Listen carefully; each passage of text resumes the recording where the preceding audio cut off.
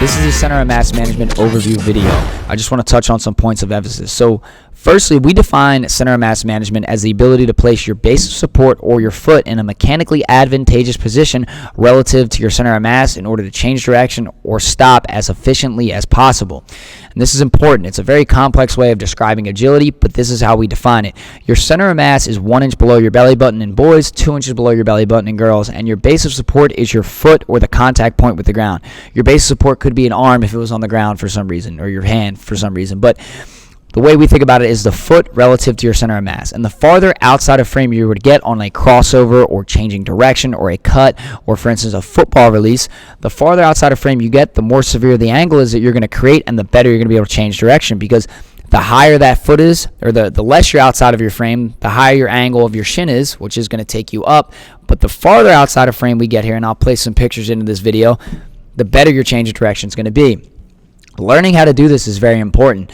Michael Jordan didn't do splits to get his crossover. Allen Iverson didn't do splits or flexibility to get his crossover. He played his way there. So when he's in those deep positions, what happens? He's able to actually spring back out. He's actually responsive to the ground.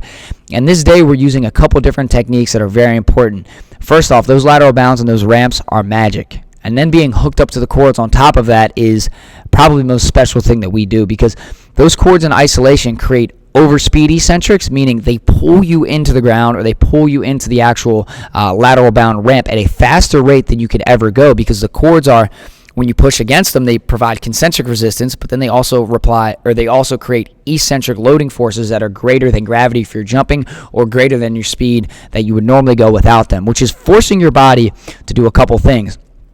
Firstly is relax on your eccentric, and this is important because a relaxed muscle in the eccentric or the loading phase, the more relaxed, the higher the output of the contraction can be. There's studies showing that there's up to a 600% increase in muscle contraction power the more relaxed the athlete is. That's why great athletes make things look effortless, because they're able to eccentrically load very light and very easy, but then they're able to concentrically snap out of that, and their muscles are so powerful because that relaxed rubber band stretch and then that snap back is what they've been practicing or what they've been trained to do their whole life. And that's what we're going to do with you, and we're going to recreate with you.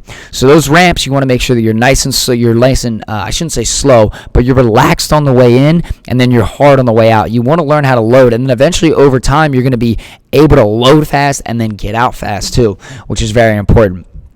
And then, like I said, the concentric part of that, when you're loading and then pushing back out, the concentric part of that needs to be as fast as possible. There's a theory called compensatory acceleration, which I'm dropping some crazy words here, but compensatory acceleration basically just means that you need to snap out every single rep. So the farther you get away from the bottom of that movement, and the farther you get away, so the more your leg extends, the faster you should be going and snapping out on each rep. When you run, when you jump, when you lift, you always want to continue to feel like you're moving faster. You don't just want to complete the rep, you want to complete the rep full speed every single time, and over time this will add up.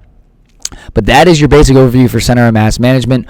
One thing, one tip I'd give you guys from doing it myself and training for so long here with this day is it's going to take some getting used to on a lot of these exercises. Month 1 is not going to be as complex as month 2 or month 3, but this reactive day is going to teach you how to really sequence and turn on and turn off accordingly so that you can play more effortless, you can play looser, you can play lighter, you can touch the ground and springboard back off of it. The Center of Mass Management Day is truly the most unique thing that we do. One of the sayings of this day is, if you want to play faster, you need to stop faster. And what that means is, if you want to negate somebody else's speed, if I'm playing receiver in the NFL and I'm getting covered by a 4-3 defensive back and I'm running a 4-6 40, well, how do I beat him? I have to stop faster than that defensive back does. So I have to run my route and be able to break down and stop faster than that guy who runs a 4-3.